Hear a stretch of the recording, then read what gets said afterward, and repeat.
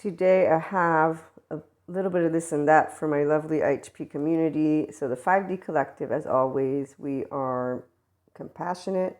We create relationships with our 6 basic emotions, meaning we don't use them with others. We create mindful relationships because we're building secure attachment within us. So that means you're growing true self-empowerment. I'm also woo-woo lady, since I'm a mystic, and the Enlightenment Soul Age group is awesome. So anybody who wants to be aligned in your physical, mental, and energetic body, holding your values, and maintaining your heart body, you can do so easily. It's called Integration of the Brain and Restoring Embodied Self. So we talk a little bit about this and that. The psychoeducation, I have many different certificates and sometimes just hours, and one of my predominant hours are with NICBM, subscription-based model content that they have, but also their courses. And in fact, I'm going to use some neurobiology that I got from Julianne Taylor Shore, and also regret neuroscience. She's really awesome. Julianne is the founder of IPNB, Psychotherapy of Austin. Now, IPNB, that's one of my certificates that I'm still working on with Daniel Siegel. It's interpersonal neurobiology for anybody who's interested on MindSight. It's really awesome. You get to learn about the mind and the brain and relationships. And if I rewatch it, I could explain a lot more about the mind, but it's a lot of material, and my memory is really bad with data. Here's my woo-woo stuff. Okay, so serious for my 5D, and anybody who is a person who knows about tarot and finds it important, especially with the themes right now. Your independence is something that your mind can do for you, only if you're able to harness emotions and thoughts in a way that creates clarity and not self-sabotage. We don't self-sabotage, really, as Janina Fisher has pointed out. Means that your inner child is still not ready to move into being seen by you, the higher self of you. So your adaptive child emotional responses are what predominate, and that can be with anger, which then gives you certainty, and you stay in rumination and use the story, like Patrick Tiahan points out, another lovely therapist. He's on YouTube, and I found him, and he has a community, and he's a childhood trauma survivor. He talks about experiences, and one of them, for example, is how the emotional body is disconnected. It's not offline, it's disconnected for those who have childhood trauma because it had to disconnect to protect you. Furthermore, you really didn't have a household where it was child-centric. So people that have childhood trauma, for example, if they see a child being cuddled and very sweetly handled or allowed to go wild, there's a twitching of that nose and that's not right. There's this cynicism, or there's a way of feeling that's not. And while most people watch the movies when they're not trauma-informed or somatic-informed, then they say, that is a spoiled kid, versus realizing that all kids have a lot of energy. I personally don't. I get overwhelmed with the children's energy. Their sympathetic nervous system send mine in overdrive. I will sometimes try to move away, and it's almost like, when they're like, she doesn't want to be around us, let's go more near her. So stuff like that. And I understand that some of us are hypersensitive. The energy is not negative. My lovely empaths. No. We have nervous systems and embodied brains. So long story short, keeping clarity right now is what any one of you who's actually moved into your new energy. So my 5D collective, you're all basically your own Purusha Prakriti, unconditional love, flaws and imperfections and all. And Purusha means pure consciousness and awareness. And consciousness is you being aware of knowing and the known. You don't have to call your piece of consciousness a spirituality something, because it's a piece of energy. And that's my 5D collective. You're also your own Prakriti, your pure energy. And you can do this by learning how to regulate self-regulation, your nervous system. But you learned how to regulate in your own household first. So if you had dysfunctional nervous systems around you, which means sympathetic, yelling, and not a third of attunement, and then repairing ruptures, you do not create, most likely, the resilience that would create a secure attachment. And I think I've educated enough, and it's to share information. Again, I do mix stuff up, but it's important to note that you are, first of all, an emotional being, although most people think you're not an emotional being. And let's go first to the regret neuroscience that Julianne shares. This was one of my courses on regret. So she says, we would like to imagine that we are thinking beings that sometimes feel. She says, but that is not the way the brain works. We are actually feeling beings that sometimes think.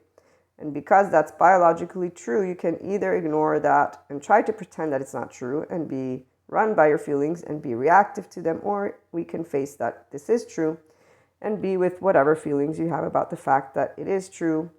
So she uses Daniel Siegel's model to show where the limbic system, and if you've ever heard of Tara Brach, she does mindfulness on YouTube, and she's also a therapist. She has one great one on how to work through the oceans that send you the little waves of the limbic system. So I don't want to read all things, but I want to give you all the gist of the importance of learning about how your brain and mind and relationships work. And the adaptive child, again, is an emotional, immature response that has an inner child. You have charged states besides trauma, memory, attachment, wounds, or trauma. And this word gets used a lot. But there's trauma memory, and as Peter Levine points out, it stays stored in your bones, your muscles, and your tissues. And it slowly unravels. I have yet to read his book. We have a lot of different pieces of information. Not all educators believe in the updated somatic, sensory, and trauma stuff. Like, what's it called? Mirror neurons. Some of the psychoeducators believe in them, some of them don't. Like somatics, I have some people that I've met, therapists, because of my courses, they don't believe in it.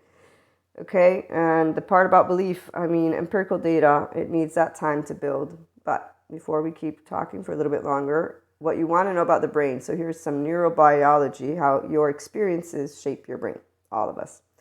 Brain has a layer on the top part of it called the neocortex. And the neocortex is built of tons and tons, millions of little columns of 6 neurons in a row.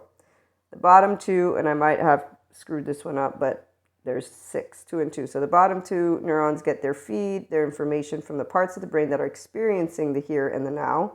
The top 2 neurons in the column of 6 get their feed from what you already know in your implicit memory system, and we build implicit memory till the age of 3. Then we start to build explicit. That's all of us, FYI. That's why my 2-year-old still comes out with my mother and my twin. Just saying. I tell them that, but it takes time. Okay, get their feed from what you already know in your implicit memory, and then those 2 columns come together in the feed and feed their information into the middle 2, and that's reality. So there's why we hear a lot of therapists, trauma-informed people saying reality is subjective, and they're saying, no, it's not. This is why they're saying it. It's because they're learning about the brain and the mind and relationships, and the people who don't. So let's use Sadhguru, lovely Sadhguru. If you carry yesterday with you, your today becomes very heavy. You can neither float nor fly. If you carry your past with you, and that means you get to understand your feelings and you dive into them, and you allow yourself with your mind to use inner growth, to look at duality and neutrality. That's also Dharma then as the chariot. And this was why this one's a major arcana. So this is a lot more intense because it depends on, can you sustain your feelings and be in an inner growth mindset? Or are you going to be in a monkey, dull, butterfly, one-focused, or enamored with oneself mindset, which are all in the illusion plane of Maya, according to, I don't remember if it's the Buddhist stories or who it is that talks about this illusion of Maya. And I'm going to talk about it as an adult. You're not your functional adult. You're the adaptive child who has charged states and you're protecting them. And then you're going to get into debate for no other reason except for you didn't handle your emotions with yourself and then use a regular tone to talk respectfully to yourself or somebody. Your inner dialogue is important, and self-sabotage doesn't happen. But what happens is many things can be strategic in a way of manipulation towards yourself, inner critic, or out, or critic others, and that's not your full independence. But independence does arrive with practice of truth. Truth isn't good or bad. Truth isn't in a right or wrong. The truth is equanimity. Equanimity is the wisdom of the heart, the mind, and the body of a person who knows we're all people. We all have what can be childhood trauma. Some have a bigger extent of it, so they don't have as easy a feat, I think I can use that word here, to actually explore their emotions, which is why we're talking about building mindful relationships. I'll do something more for my Zen masters. The 5D Collective wants to make the world a better place for you and for me and for the entire human race, and it begins with how we handle any person who doesn't know how to handle their mouth or their feelings because they didn't get experiences in their childhood that allowed them to have somatic. Some of us, we do. It's called restorative embodied self. Everything's going to be okay. And it's not because of believing in anything, FYI. As a mystic who has gone into and beyond this lovely 5D plane, we'll talk more about that in the episodes, though. There's paid subscription-based model content for my mystics. It's all about love and compassion. And it's really about, I don't walk in your shoes. You don't walk in mine. So allow yourself to use the mind in a way that is helpful.